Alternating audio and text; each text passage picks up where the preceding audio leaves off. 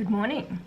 Today is the day that I start the third and final book in the Stephanie Garber series. I'm going to read A Curse for True Love by Stephanie Garber. It's been maybe about a week since I finished the second book, and I've been putting it off because I'm a bit scared. I did read a little bit of this book last night. We find out that it basically starts in part 4, which I think is just sort of like the continuation of the second book. And when you do read the first couple of pages, it is like you are just sort of continuing on with what happened at the very end of the second book, which is that Evangeline wakes up. She has zero memory of anything. Her back is like really sore and her voice is really hoarse, like she's been crying. And a man comes up to her and tells her that he is her husband. It's definitely Apollo that is sort of telling her that he's her husband. And all she can remember is that she was sitting by her father's bedside while he was dying or something. But she couldn't remember what he died of, what poison it was, and it was like a fleeting memory kind of thing, which that's a long time that she's missed. I don't know how I feel. Here's the thing, before like I get started on this, I'll just tell you my thoughts. I don't know how I feel about the time travel aspect. Like, I don't know how much of that is going to go into it, because I don't usually like time travels in books, which is why I don't read a lot of sci-fi. I also don't like memory wiping kind of storylines, because it gets kind of confusing. So we'll see how confusing Stephanie Garber makes it. I also found out that well, Andrew found this out for me because I wanted him to check, but it sort of switches between different characters. So I think he said that there was Evangeline, Apollo, and I don't know if he said there was Jax in this as well. Like, Jax gets his own sort of chapter, but he said that it is still technically third person, so I'm okay with that. I don't like it when we switch POVs and it's first person, because not a lot of authors can differentiate the voice or the writing style of the characters well enough for me to differentiate which character we're in. So I don't usually like it when it's first person and then switching POVs, but this one's third person, the same way Cassandra Clare does it with her books, so I'm used to that. That's fine. Yeah, I'm just excited that this book is huge, because I don't have to really worry too much about lighting or anything like that, because the font is pretty big. Yeah, let's get to reading.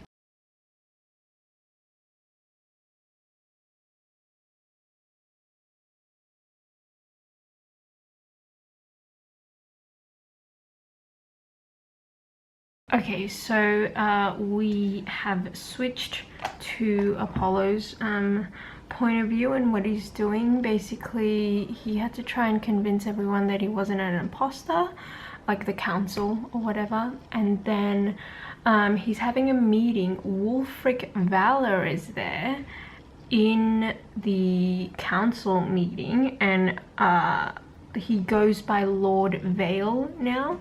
So Apollo is basically saying the Vale family were there when I woke up, and they saved me basically, so I'm gonna give them a great house, like a title of one of the great houses. So he's become a lord.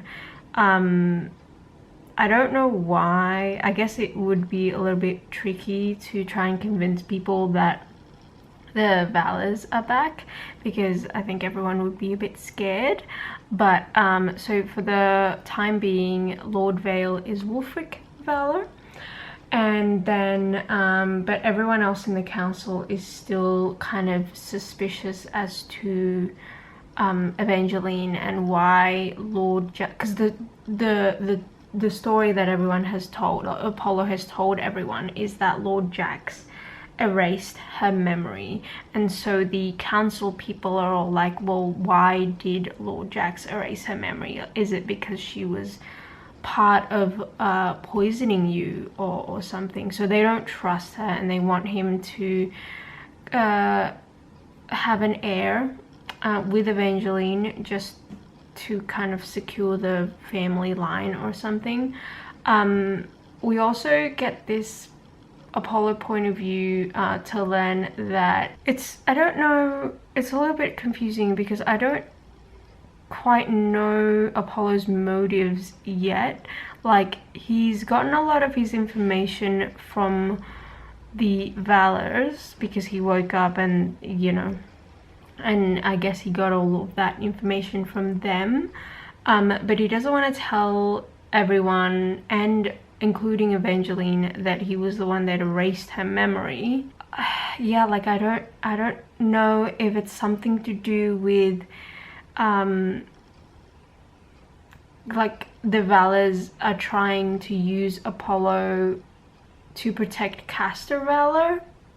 I don't know. Apparently Tiberius is still missing, and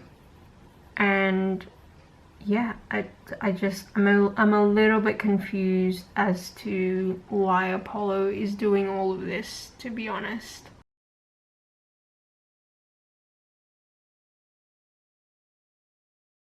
Evangeline has these doctors that come to her every single day to check whether or not her memory has returned. And then this one time when her seamstresses came to her, while she was like getting measured and everything, she notices the one last broken heart scar on her wrist. And as she was kind of studying it, she doesn't remember anything, but she doesn't feel like she should tell anyone about that. And so while she was looking down at her wrist, one of the seamstresses like noticed that she was looking at it and like left the room. She didn't think anything of it, but then the next day it turns out that Apollo was because she's trying to get in touch with Christoph Neitlinger, who is the journalist, gossip columnist in the North. We hear a lot about them like in the other books, but I didn't think that they would play a particularly big part. But I think they kind of will in this book. So she wanted to meet up with him because he saw her the first day and was like, if you have any questions, I might be able to like talk to you, because he's a journalist, right? So she was like, oh, I want to talk to him, but then her guard said that she's not allowed to leave Wolf Hall, even though Apollo says that she's not a prisoner. So then she wants to see Apollo, and it turns out Apollo is he's having this meeting with Lord Greenwood or something, some sort of assassin hunter, like he's really good at like finding people or something, and he says that we're gonna find Lord Jax, but we need your blood. And she's a little bit uncomfortable about like giving this stranger her blood, but his bird bites her on the shoulder and he grabs her blood anyway. And so she's pissed off at Apollo for letting this guy do that to her, and also for not letting her leave Wolf Hall. So she's like back in her room, and she also has a tutor who comes into her room and shows her this book, and it was this book of like the truest, the greatest love story, untold and unabridged, of Evangeline Fox and the Prince of Hearts. But then and then the tutor was like, oh, that's annoying, like I didn't think the story curse would affect it because it's such a new book. And then it changed back to it saying the greatest love story untold, Evangeline and Apollo of Arcadia. And so she's a bit curious about that, but then she has this sort of like a flashback thing, and she doesn't want to do the tutoring anymore. So she's like, oh, I got a little bit of a headache. So then he's like, oh, the tutor's like, okay, well, I'll come back tomorrow. And then the next day she gets a note from the tutor being like, I'll meet you at the gardens, one of the wishing garden or something, because I guess there's a lot of gardens here in Wolf Hall.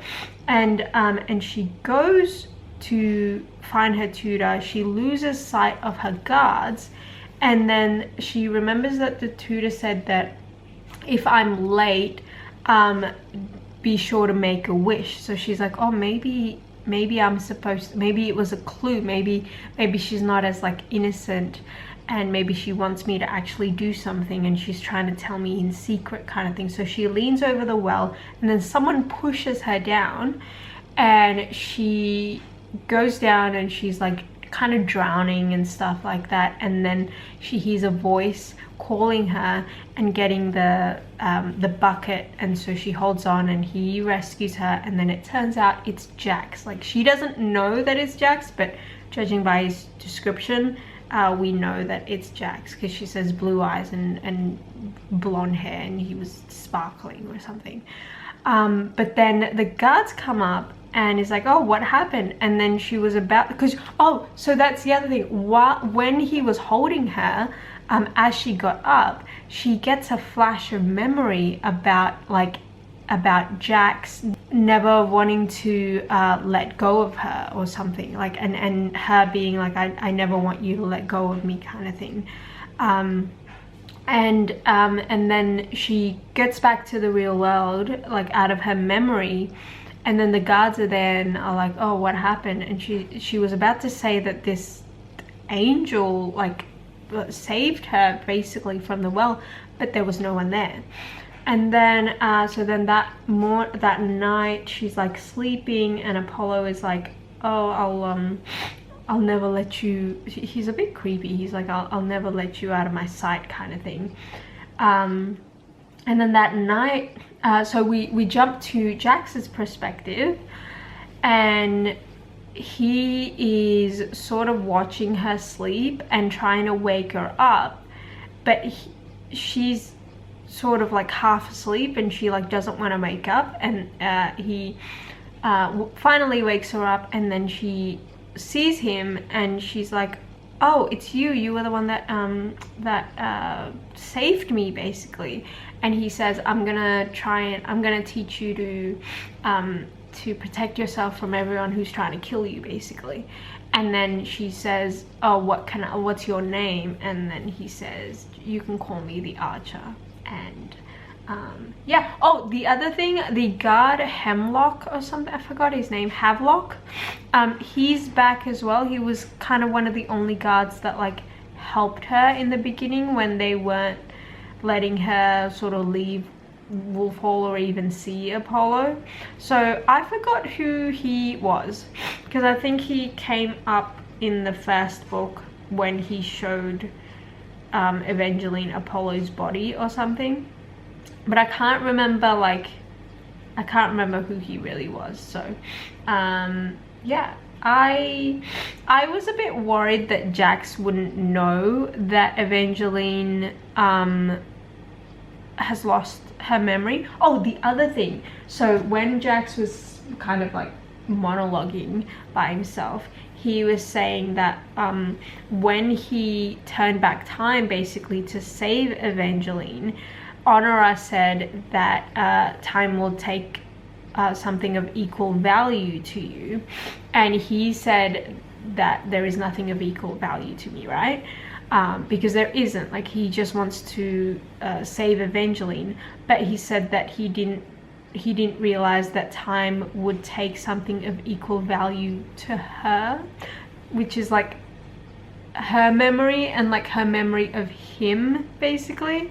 So yeah, I'm still a little bit confused as to what Apollo's motive is, like if it's bad or if it's good but just not well informed, you know? Like, why did he erase her memory, and what does he know about what's happened? Like, I understand that he doesn't like Jax because Jax poisoned him, but yeah, I'm a little bit confused as to that part. Jax is wanting to train her so that if she ever gets in trouble, she can kind of like protect herself, and they're like fighting and stuff, and she kind of feels like she knows him. Like she kind of feels like there's something like familiar about him,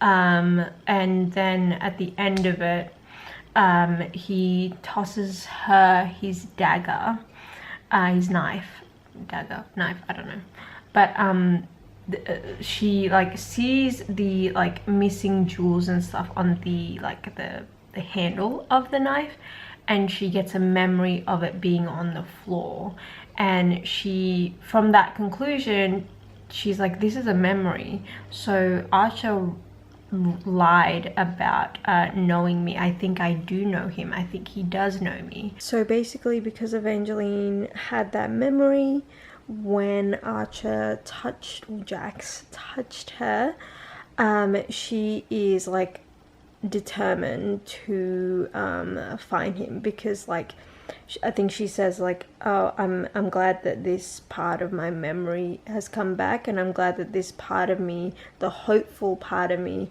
is coming back, which I really like that Stephanie Garber keeps bringing back who she is, like down to her core as a person, and she is this like hopeful, forever hopeful kind of person, which that's my favorite thing about her as a main character. So anyway, there's this, so she's about to go and find him, but then Apollo gives her a letter saying that that they're gonna have a little bit of a dinner, and it's not just a dinner, it's like a banquet kind of thing where there's a lot of people. So she turns up at the banquet, and she meets Aurora Valor, or Aurora Vale, and her parents, so Wulfric and Honora. And when they are saying hello to her, Honora gives her a hug, and it's almost like she's about to cry kind of thing, which is really sad, because she says something along the lines of like, we've heard so much about you kind of thing. And then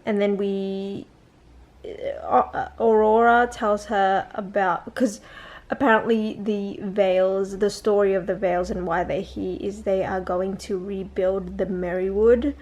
And Evangeline's like, what is the Merrywood? And the Merrywood is just like this section of a place where they're trying to rebuild, and she gets this memory of a staircase, like everything being burnt down and left is just a staircase, but she doesn't really know if that's a memory or if that's something that she read in a book from her tutor.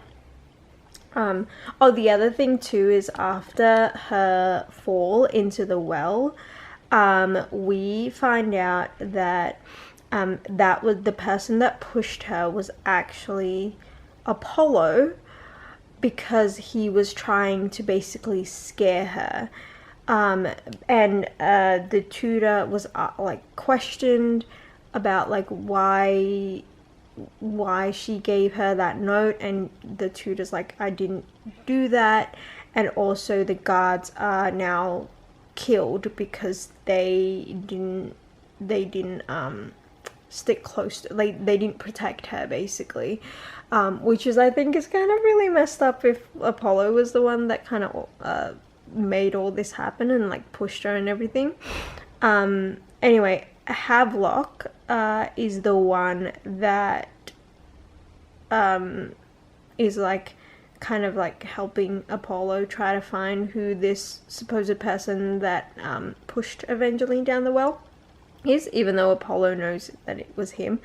Anyway, so we find out that Apollo is trying to scare Evangeline into never leaving Wolf Hall. And then, so at the dinner banquet thing, she meets the Vales, and then she's about to go out and like go back to her room.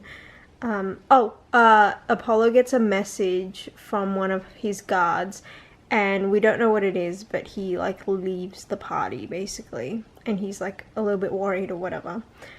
And then she's sleeping in bed that night, and then all of a sudden there was an assassin trying to kill her, and as he was trying to kill her, Jax comes in, kills the assassin, and then Evangeline holds his hand because she's like, I just need to like hold his hand, and I might be able to get some sort of memory back. And she holds his hand, and then she gets that memory of when she was drowning in the last book, and she sees the person's face who's like carrying her, and she realizes that it's Archer. And then as she's coming back to real life out of her memory, Jax is like by the door, and like he looks like he's like really wanting to run away from her, and then she runs after him. So we cut to Apollo's POV, and it turns out that when he was called to leave the party, basically it was because the Fortuna family, I think, was all like killed like in the house. There was one lone survivor, and he was a 14-year-old boy, and so Apollo goes up to him and is like, I see that you're the artist of the family, can you draw me something? And we don't know what he's drawn yet, but after he's done, Apollo stabs him and kills him, and he keeps saying like, I'm not a bad person, this just has to be done. And then he hands over the, like, he makes it seem like the boy killed himself, and then he hands over the picture to the guards, and he's like, mention this massacre, and then add this picture of Lord Jax. So even though the boy said that it wasn't Lord Jax, because he knows exactly what Lord Jax looks like, because Lord Jax was friends with his grandma before the grandma like died, Apollo basically made him draw Lord Jax and lied about who massacred this whole family. I'm starting to really not like Apollo, and like I don't understand why he's doing all of this. Because his whole thing is like he wants to protect Evangeline, he doesn't trust Jax, which I understand, but he also like wants to be a good prince, like he wants to make a name for himself, because one of the things that he realized when he died was that no one really remembered him, like he didn't do anything remarkable or anything like that, so he wants to fix that or something. But this just feels like a weird way to go about it. I also don't know how much him and the Valors are sort of working together. Like I don't know if they know, if they're in cahoots, if they know what they're both trying to do, because it doesn't make any sense. Because yes, Honora Valor was the one that would have gotten rid of the Archer curse between him and Evangeline, but Honora Valor knows Jax, because Jax has been best friends with Castor for a very long time. So like I don't know where they stand in all of this. I also don't know if they want to take power again. Like I don't know what their motive of coming back is as well. So yeah.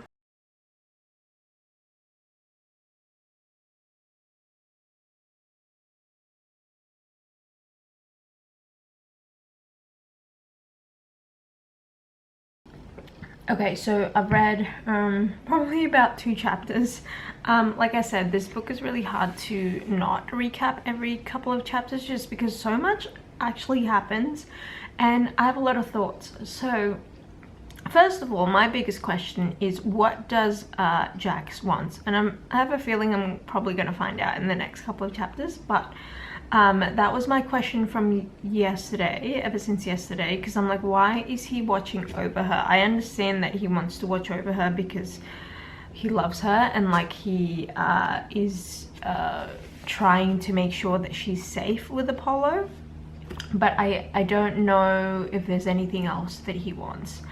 The other thing, so after we get Apollo's POV from yesterday, we go back to Evangeline where she's chasing after Jax, and then she gets, it's not so much a memory, but she gets this feeling that he is more to her than what he's saying, because she asks him like, what are you to me? And he says nothing.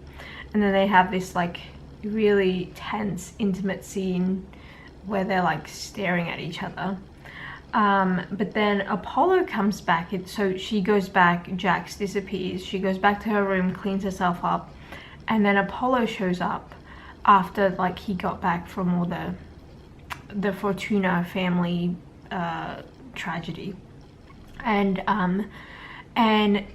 she keeps trying to feel something for Apollo, so she's like, I'll let this happen, because Apollo keeps like wanting them to be sort of closer, like an actual couple.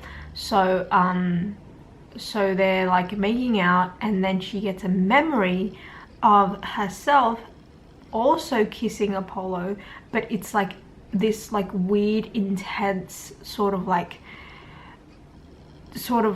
obsessive sort of kiss. And then she gets a memory of cold hands, Archer's hands, Jax,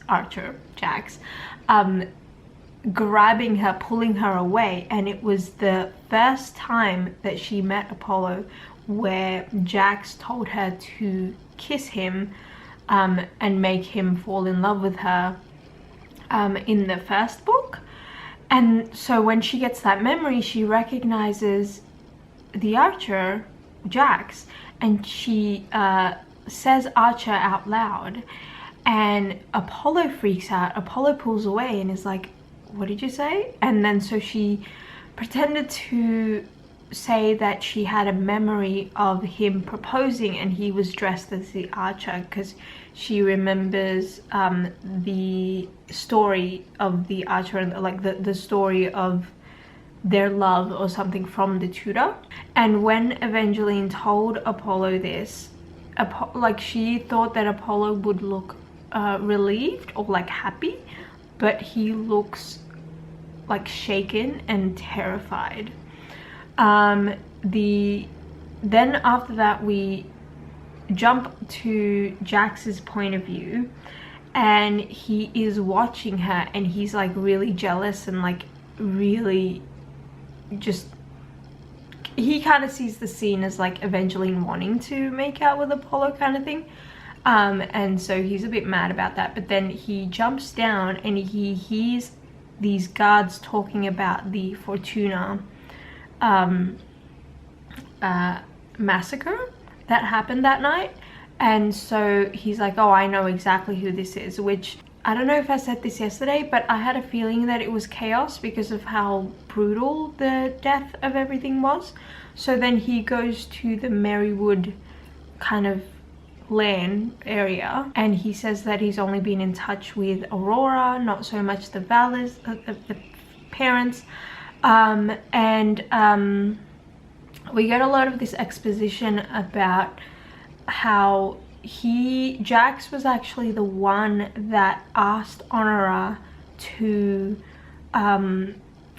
bring Castor back to life, because when Vengeance Slaughterwood killed everyone, he killed both Lyric and Castor, and they were his best friends. And he was like, I just lost Lyric that night, I couldn't stand losing Castor as well. But he didn't realize that that would mean that Castor would be a vampire. So then we find out from this chapter as well that the reason why he agreed to be a fate was that so Castor wouldn't be alone, like the only person being immortal kind of thing. Like he wanted to look out for his friend, and I thought that that was really sweet.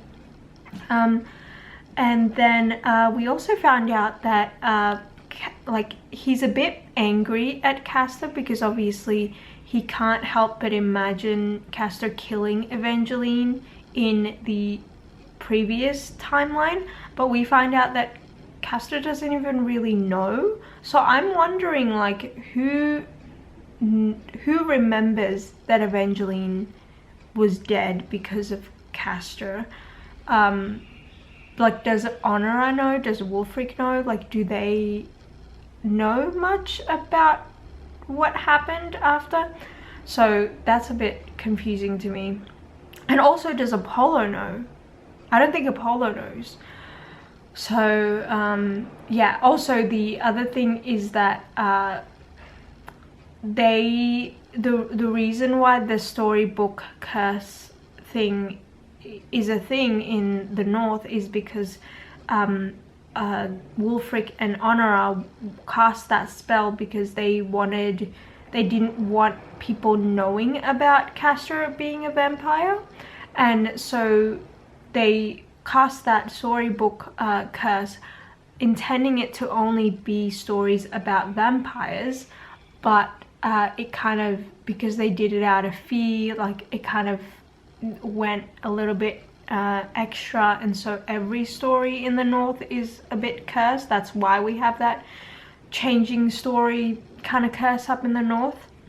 The other thing is, and then one last thing that we learn is that Jax was the one that made up a rumor that Castor was Chaos and Chaos was a fate, even though he's technically not a fate, he's just a vampire.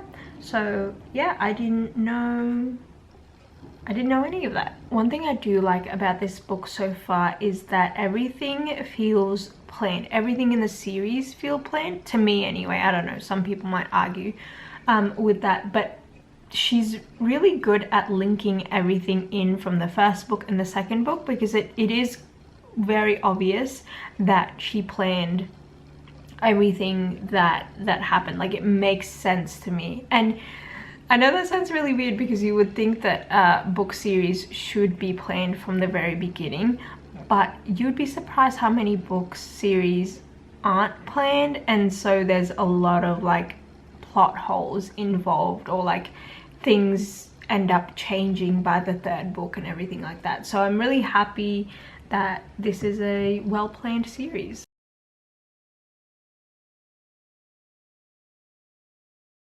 Okay, so things have finally gotten a little bit intense.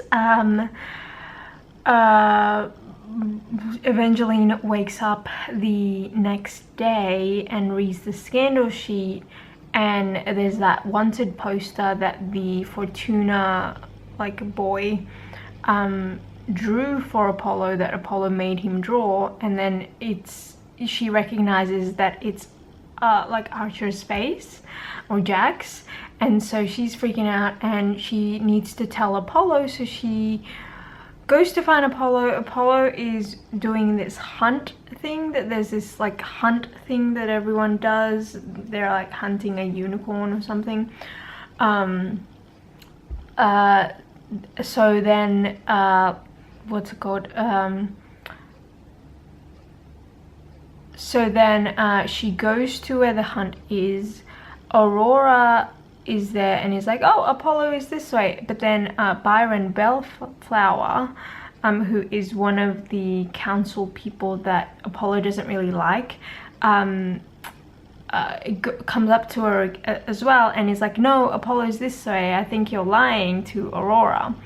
And Evangeline doesn't listen to Aurora, and because Evangeline doesn't really trust Aurora, well, she doesn't trust anyone at this point, especially after she found out that Lord Jax is actually the Archer, or Archer. So Evangeline tells one of her guards to go with Aurora, and then she and one of the other guards and Byron will go where he wants to go. So he's leading her towards the edge of this like forbidden forest or enchanted forest or something, and then he kills her guard and tries to kill her, and he says something along the lines of, "This is for Petra." And we know, she doesn't know who Petra is, but we know that Petra is the previous key that Evangeline killed in the second book. So then she stabs Byron with the dagger that Jax gave her, and then she runs into the forest, and this forest is sort of like enchanted, so it's supposed to be enchanted with your best day, the best day of your life. And that scene was so sad. The way she wrote that, well done. It was that kind of like illusion memory kind of sad thing, and it's basically like her best day is basically like the day before her birthday or something, and her parents would always like make it this big thing, and she can hear her parents like in the curiosity shop, and every time she tries to run and find them, she can't actually see them, but she can hear them. And then while she's like basically just really sad that she can't see her parents, Castor or Chaos shows up behind her and tells her that like what this is just an illusion and stuff, and she's like, "Why are you here?" And he says that his best day, he can conjure up like his best day, but it won't change like the people that are in it or something. He says like, "Oh, we need to help someone, he needs your help," or something, and then Jax shows up and kills Castor, and then Evangeline is freaking out, being like, "I can't believe you just killed that person," and Jax is like, "No, he's not dead, don't worry about it." And then Jax ties her up, like ties a rope around both their wrists, and then so their hands are kind of like touching, like skin to skin, and then they run out and they end up in Jax's illusion, or his best day, I guess, and it's the Hollow, and there's no one there except for the two of them, and he is like so desperately wanting her to remember, but unfortunately she can't, and that part was really sad. And then Castor's about to wake up, so then Jax is like, "We need to get out of here." And they walk out, they run out, and as they're walking through the forest, it's like raining and stuff, and then they see a bird, and Evangeline recognizes that was the bird of the gilded whatever, like the assassin guy that Apollo tried to hire to look for Jax. So then Jax was about to kill the bird, but Evangeline said no, so then he didn't. And then they're like walking to an inn, they like try to get out of the rain, and they come across this inn, and it says vacancy, 1 bed. Lol. Okay, so a lot's definitely happened. I haven't really talked much about Apollo and like his storyline in all of this, but alongside sort of trying to keep Evangeline from getting her memories back, he is looking for this cuff of like cuffling or something, like it was owned by Vengeance Slaughterwood, and there was this scene where he got this scroll, but because of the story curse, the scroll sort of like lights itself on fire every time someone tries to read it. And so during this hunt, he's like in the tent, and Wulfric and Honora come and visit him, and he asks them about this scroll. Apparently there's this magical tree, it's like a one-of-a-kind tree that can turn anyone immortal or something, and he wants that because he knows that Jax is immortal, and so he thinks that if he gets that tree or something, like he can protect Evangeline. But then Wulfric sort of tells him that, you know, it's, that thing is just like evil. I'm a little bit confused as to what the motive of the Valors are. Like, I don't know whose side they're on. I don't know if they're on Jax's side or if they're on Apollo's side. Like, I'm a little bit confused as to, so when Honora healed him from the Archer curse and everything like that, how much did they tell him about everything? Because obviously he knows that they are the Valors. So like I'm a little bit confused on that. Anyway, meantime, Jax and Evangeline have come to the inn, and then Jax pulls out this vial that is like dust or something, and then he says goodbye Evangeline, and then he tries to drink it or something, but then Evangeline knocks it out, and then it like spills everywhere, and it's like this gold dust or something. And then she notices that he has this letter in his shirt, and it's the letter that she wrote to herself about not trusting him in the second book, in the beginning of the second book. And her reading that made her remember everything, but she doesn't actually remember everything, because what she remembers is this new timeline after the stone. So everything's all the same. She remembers that Jax isn't bad. She remembers that she loves Jax. She just doesn't remember the version where she opened the Valerie Arch and got bitten by chaos. She remembers going with Jax and then fighting with him, and then her leaving, and then her coming back up to tell him that she loved him, and then Apollo being there, and Apollo erasing her memory, basically. So that is the version that she remembers. So everything is still the same, and I'm kind of glad that she remembers, but she doesn't remember everything, and it's gonna make me so sad. Anyway, so she comes out of the memory, and she's like fallen asleep or something, because I guess that's what the gold dust is supposed to do. It's supposed to like put you to sleep or something. She wakes up, Jax isn't there, and then she comes out, and there's blood on the door. There's like Jax's blood on the door, and then she's freaking out, and she goes back down, and then downstairs, and then everyone that was like staying at this inn have died, and it's like a brutal massacre, and so she's like, oh, this is definitely the work of Castro. And then all of a sudden Garrick, the assassin guy that was hired by Apollo with the bird to hunt Lord Jax, is there, and he's like, oh, don't worry, princess, like, I've got you.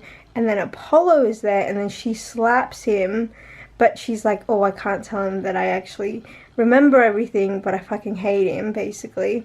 So she like pretends that she was just like shocked, and then and Apollo's like a little bit worried, but she knows that she has to keep pretending that she doesn't have her memories. So yeah. A couple of things that I forgot to mention last night, just because so much was happening in the book.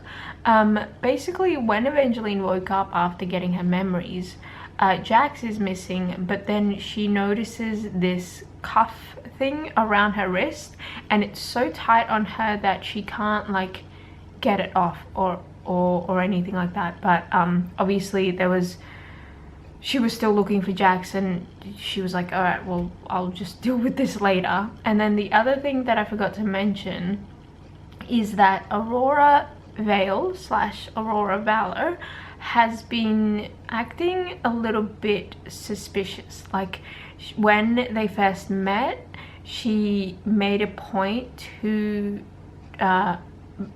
draw attention to the dagger that Jax gave Evangeline to Apollo. And then when Evangeline, that same night when she was like going to find Jax, Aurora like went with her so that she couldn't actually like find. So it's like like Evangeline has this weird feeling about her, like she doesn't quite trust Aurora or anything.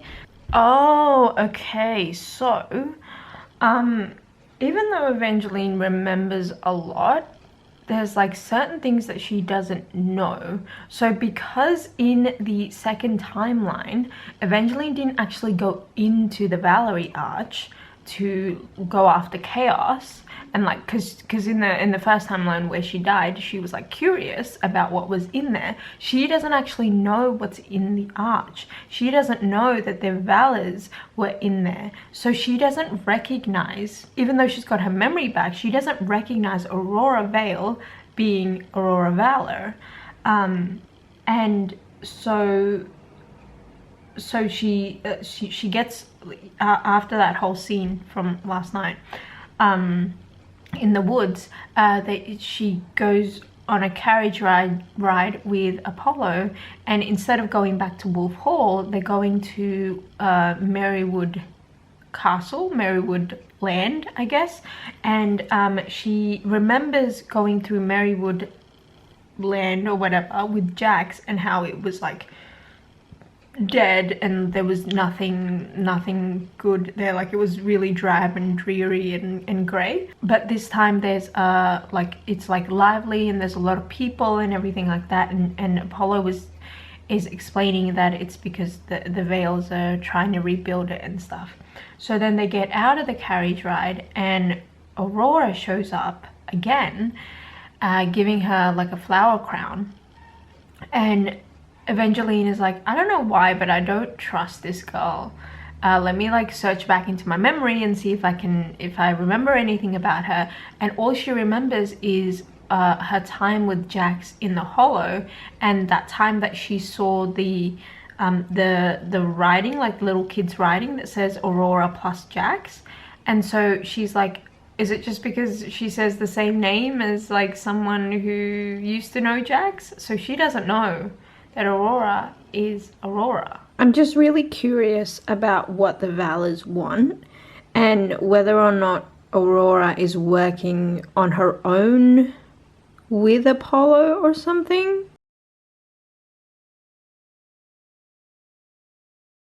Okay.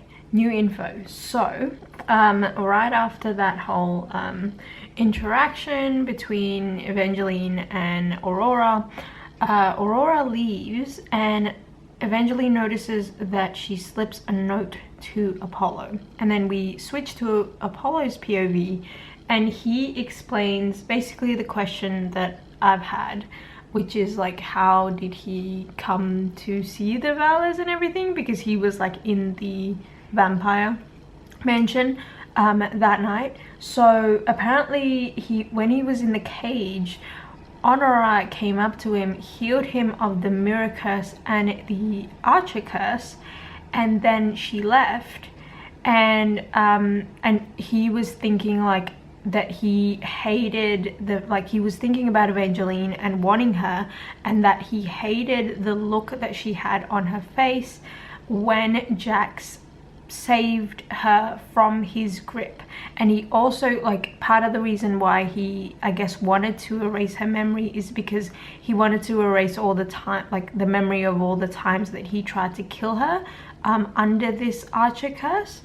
So then conveniently Aurora comes into the room after her mum and is like, I can give you the power to erase her memories so you can erase all the bad ones and start fresh.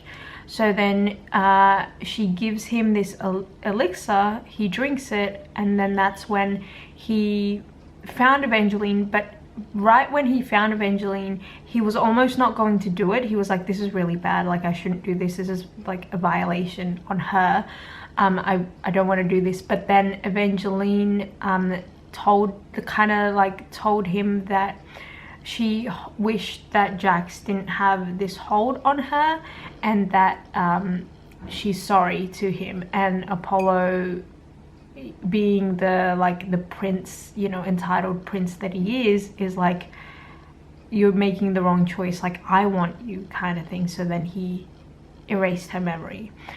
But he didn't realize that Aurora Valor was Aurora Valor. He thought that that was just an angel. He called it an angel because he was kind of like delirious, I guess. And then he went into the Valerie Arch and he realized that the Valors were in there, and he realized that Aurora was Aurora Valor. Also, what I didn't realize was that the Valors had more kids than Aurora and Castor. For some reason I thought that it was just the two of them, but I guess they had more kids. Yeah, so then he goes into, so present time, like that was his memory of Aurora, or his explanation. And then present time, he takes Evangeline to one of the tents that they'll be staying in, and Evangeline is like really tense and stuff, and he's like kind of like kissing her neck and stuff. And then she keeps tensing up, so he gets a little bit like his grip on her gets a little bit strong. And as soon as he like didn't want to let her go, because she wasn't acting like his wife, so he didn't want to let her go. And then all of a sudden he gets this sharp pain, and then he lets go of her, and then she's looking at him horrified, and he notices the glass cuff that's on her wrist, and he instantly realizes what that is. He thinks that that might be the Vengeance Slaughterwood's cuff of protection, and he says that if that is the cuff of protection, that means I was about to hurt her, and I need to get a grip on myself. Anyway, so then that note that Aurora slipped him says to meet him at the edge of the woods, and that's where he's going now. Okay. Evangeline is finally asking the right questions. So she is back in the tent. So we switch back to her point of view. She's back in the tent, and she is like finally realizing that this cuff is actually doing something because it hurt Apollo. So her theory is that Jax put it on her to protect her from Apollo. But then she's like, well, if Jax doesn't want me to be with Apollo, why didn't he take me with him? Like, where is he? And then she remembers the reasons that Jax wanted the stones is because he wanted to go back in time and wanted to be with Donatella, because he was like, he's adamant that this Archer curse that is on him is correct, is the real truth. So he's like, I've kissed every girl, I've killed every girl I've kissed, and Donatella is the only one that I've never done that to. I didn't kill, and if it like I need to erase my memory of you, because if I don't, I'll kill you just like I killed the fox. And so she's like, well, hang on, if Jax did use the stones to go back to Donatella, one, he wouldn't be here, and two, I wouldn't have met him, because he would have erased that whole timeline of their meeting. So she's finally like asking, like, what did happen to the stones? Like, why am I still seeing Jax? Why am I still entangled in his life, basically? I know I say this in every reading vlog, but Stephanie Garber has managed to keep Evangeline Fox who she truly is throughout the entire series, and that is all I ask for in book series. Like, literally, that is all I ask for. She doesn't seem fake, she doesn't seem like she did a 180, she doesn't seem like she's completely changed as a person as the books go on. She has gradually matured, but her essence of that, like that hopeful like believing in magic part of her is still a part of her, and I love that.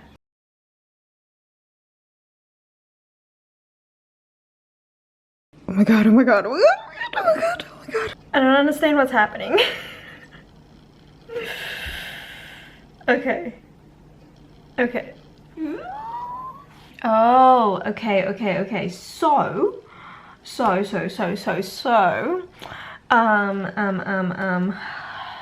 Evangeline and Lala try to escape the tent. She goes into the forest. Jax shows up, but Jax is weird. And then Chaos is like, you need to stay away from him. And Jax is about to kiss her, and he gets this like sharp pain and he doubles over on the ground. And Evangeline is like, what happened? And it's the cuff. The cuff starts glowing. And so that means, because it's Vengeance Slaughterwood's cuff, and Apollo said that it will activate whenever someone tries to hurt you. So Jax was trying to hurt her, and Chaos is like, I'm sorry about this, we need to leave before he tries to kill you again. So Jax isn't the one that put the cuff on her. Chaos put the cuff on her after Chaos attacked Jax, maybe? Like, because when she woke up, there was like blood everywhere. Jax was missing, and then there was a like a brutal murder massacre down the first floor. So we had a feeling it was Chaos, but yeah, so Chaos put the cuff on Evangeline to protect her. What is she playing at? I don't understand her motives. So cut to Apollo's POV. He's following Aurora into the cursed forest, and it turns out she is taking him to this mythical tree that Apollo was asking Wulfric about, because the myth is that if you drink from this tree, you will be immortal. And she said something, I don't know what she's like, I don't know what her motive is, because she's like, oh, she tries to make a deal with Apollo, being like, I want you to stop going after Jax, which makes sense because Jax is her friend. But also she says that don't worry about, like, if you want Evangeline to not be with Jax, I've taken care of it. So I think she did something to Jax as well. So I don't know what her plan is. I don't know why she's doing this. I don't know why she doesn't want Evangeline to be with Jax. But also, so they get to the tree. Turns out that she can also do what Evangeline does and like use her blood to open an arch. And then once they get to the tree, Wulfric shows up with two of his sons, his other sons that are nameless, and Aurora gets taken away, and then Wulfric tells him the origin story of this tree. And it turns out that when he was younger, he saved a princess named Serenity, and Serenity gave him this tree as a thank you, but he didn't realize what this tree was. So he, like, the story is that he has to like feed it his blood every time, like every day, so that it will grow. If he misses feeding its blood, feeding his blood to the tree, then the tree dies. And it turns out that what happens is, because he thought that, oh, this is like an immortal tree, I'll become immortal. But turns out that in order for you to be immortal, when you drink from the tree, your loved one will die. And that was Serenity's plan. She was gonna give Wulfric the tree, and then he was gonna be immortal, knowing that once he becomes immortal, his wife Honora will die, and then he will be married to Serenity, because Serenity loved Wulfric. So then Apollo was like, so then he's like, if you do this, Evangeline will probably die. This book is so stupid. I need to hang on. I need to underline. So I wasn't sure. I was so confused. I had my suspicions, but I didn't think that it would go this way. so the reason, so I've always asked, like, what is Aurora's motive? Chaos took Evangeline away from Jax, and he says that he, you know, explains to Evangeline that the Valors are back, he's a Valor, he's Castor, and Evangeline is like, oh, okay. And then she is like, okay, so what is this cuff? Like, what happened? So apparently when they opened the Valley Arch, Jax was freaking out because Jax, it was telling everyone that, like, we need the cuff, because the cuff, so the cuff is a gift from Vengeance Slaughterwood to Aurora because they were going to get married. They were like engaged to be married, and it's supposed to protect Aurora, but once you put it on, you can't take it off. So I was wrong before. Chaos didn't put the cuff on Evangeline, Jax did it, and so Aurora didn't want to put it on, so Aurora kept it, and no one knew why she kept it. They were just like, I don't know why you would keep this cuff. But so that cuff has always been in the Valley Arch. So once the Valley Arch opened, Jax is like freaking out, being like, we need to protect Evangeline, she's gonna die, we need it, I need that cuff. Chaos bites him because he was like hungry and raging, but after, like, days after that, Chaos finds out that Jax made a deal with Aurora for Vengeance Slaughterwood's cuff to give to Evangeline, but Evangeline is like, okay, so what did he make, like, what did he bargain for? And Jax, Castor says that, there's too many names, Castor says that Jax bargained his heart for the cuff. And so Evangeline is like, why does Aurora want his heart? And Chaos says that because then Evangeline remembers the Aurora plus Jax thing, and Chaos is like, I've always suspected that she was in love with Jax, she never admitted to it, and I think the reason why she was with Lyric was only to be closer with Jax, because Lyric, Jax and Castro were all like best friends. And Chaos says that Aurora has always like liked to be like the desired one, so she liked having like both Lyric, who was in love with her, and Vengeance chasing after her all the time, and he suspected that she hoped that it would make Jax jealous, even though Jax has never like looked at Aurora that way. Me too, Evangeline. Okay, so basically what's happened is Lala and Evangeline go to the Hollow, and they try to find Aurora's like tree that Lala remembers, and then it turns out it's like a secret passageway, and there's like all this magical books and things like that, and they basically trash the place trying to find this heart. And Evangeline opens up this book that won't budge, so she uses her blood to open it up, and it's Aurora's like spell book, but it's more of a diary. And in the diary it says that she managed to do some magic. She managed to change her hair to violet, and that was the other thing Lala said, like, no one knows, like all the Valor children are all magical, but no one knows what type of magic Aurora has.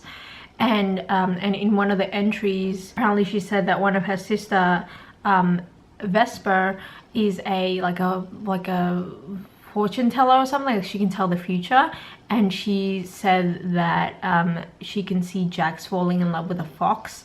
And Aurora was like a little bit confused, like why would he fall in love with a fox? But then she heard about this girl that can turn into a fox in the village, so there's a suspicion, or like I think we know from that point that Aurora might have been the one to cast the Archer curse on him, and also to cast the faded curse, like where he can like kiss someone and then like kill them. So yeah, so all of this to say that this is all Aurora's doing, which I never would have guessed. Oh my god, this book is so confusing. It's not confusing, but it's a lot's happened. So after they read that diary of like inside Aurora's little lair thing, they go back to the festivities and everything like that, and then this vendor guy is like, oh miss, someone has bought you something, and then he hands her a note that says don't follow me, and then he lights his own cart to flame, like as if like Jax has, you know, willed him to do that, compelled him or whatever. So then they try and find Aurora. They see this trail of flowers, and then she sees a dead fox with an arrow to like its body or something, and then Aurora comes out and tells them that you're not going to find Jax. This isn't my doing. He did this himself because he stole his own heart. After everything that's happened, Jax went up to Aurora demanding his heart back, his feeling heart. Apparently there's two hearts, the feeling one and the beating one, and this is the important one is the feeling one apparently.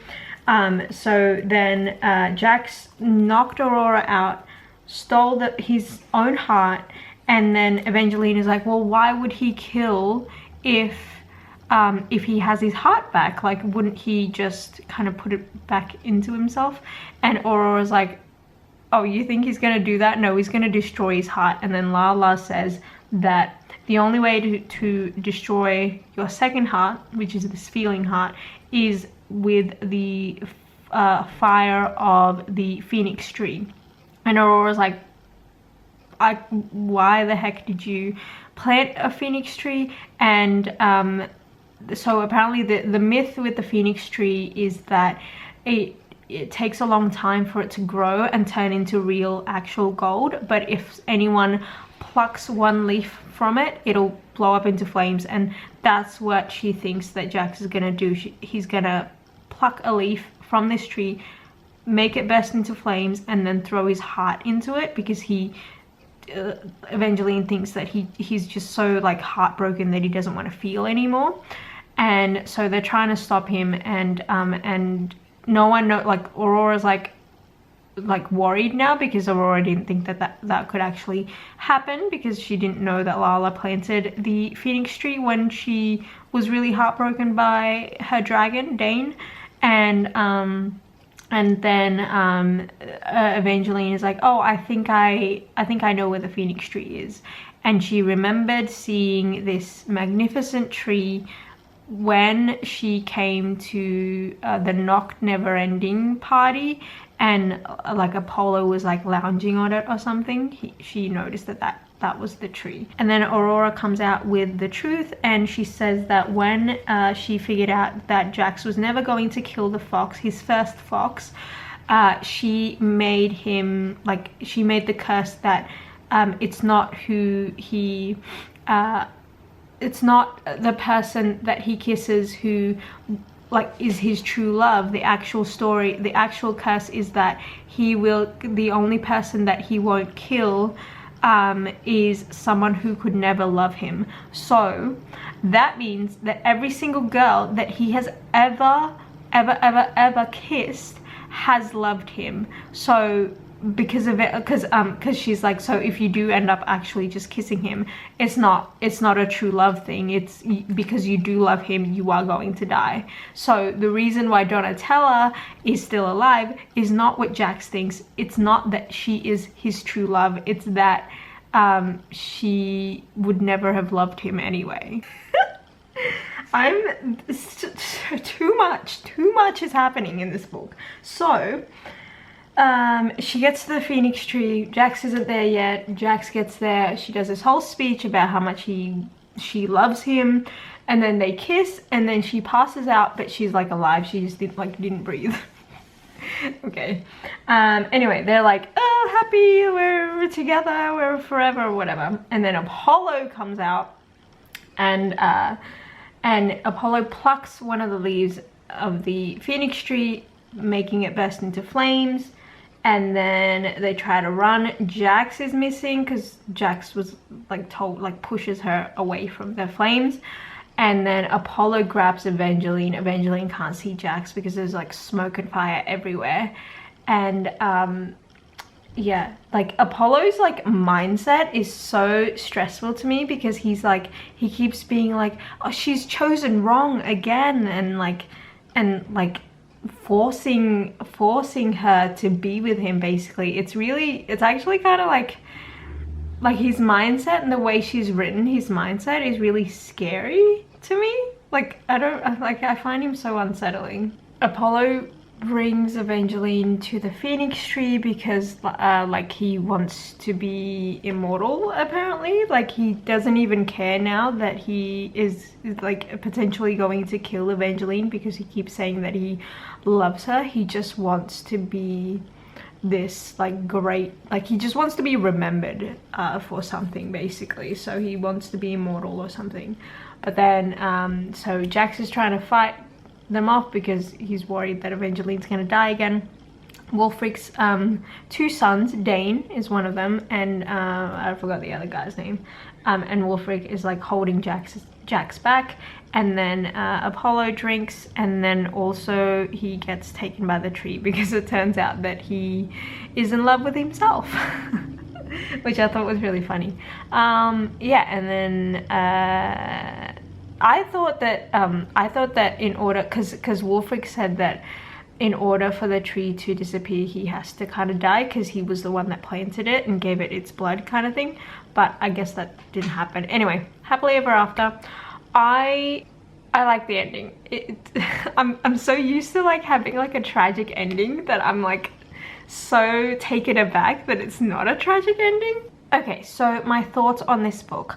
I like it. I did think that the first half of this book especially was very, very slow.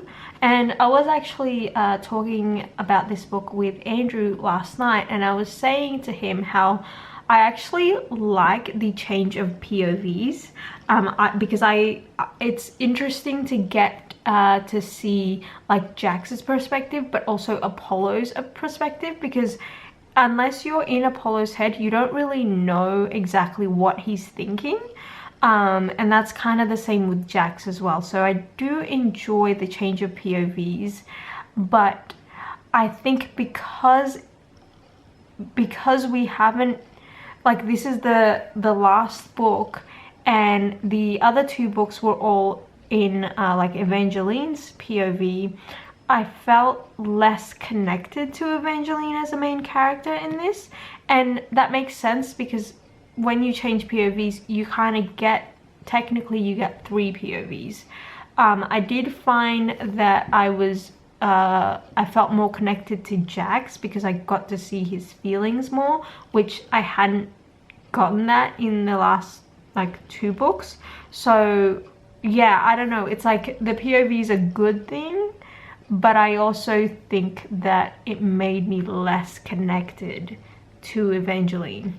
Also, I just find that this one in particular, because it is the last book, I find that there was a lot more action, so there's not a lot of like inside Evangeline's head feeling kind of thing, because so many things just sort of happen all at once. I'm usually a character reader. I like being connected to a character. I like character driven stories, and I felt like the other 2 were more character driven stories, even though a lot of people would say that those other 2 are more of a slow pace.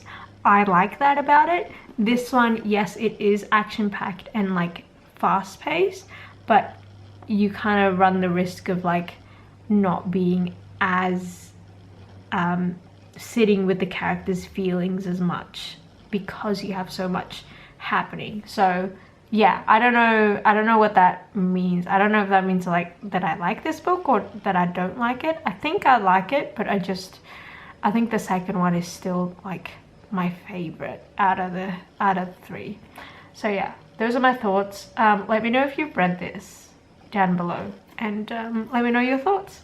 Anyway, I can't believe I finished a trilogy. I haven't finished like a whole book series in such a long time, and I kind of like marathoning them. I think I really like marathoning them because I don't lose interest, because I'm just like picking up the next book and the next book and the next book. So yeah, anyway, that was me, and hope you enjoyed this, and I'll see you next time.